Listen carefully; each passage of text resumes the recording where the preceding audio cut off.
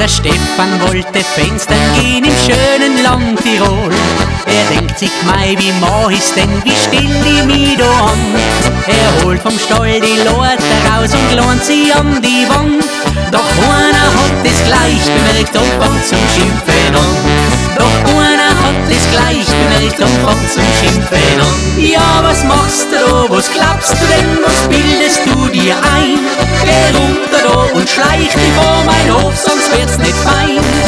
Lass mein liebes Töchterlein in Frieden und gib a Ruhe. Ich will dich nimmer sehen und hören, du frecher Lokelbur.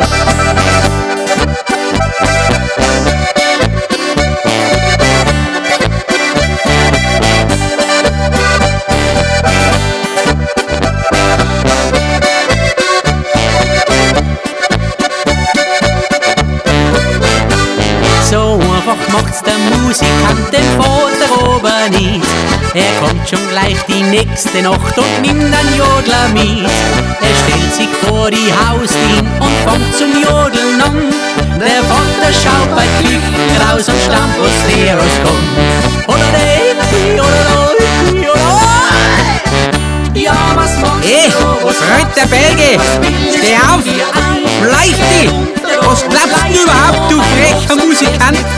Meine Tochter ist nicht zum Haben und schon gar nicht für die. Gar nicht für die an so einen schlimmen Casanova wie die. Verschwind!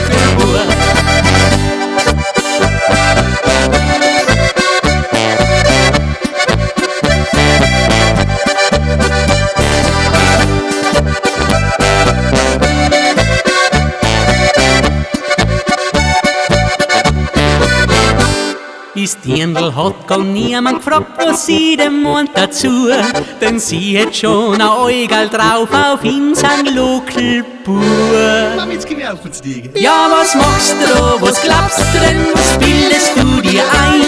Geh runter da und schleich dich vor mein Hof, sonst wird's nicht fein. Lass mein liebes Töchterlein in Frieden und gib a Ruhe. Ich will dich nimmer sehen und hören, du frecher Lokelbur. Ich will dich nimmer sehen und hören, du frecher Lokelbur.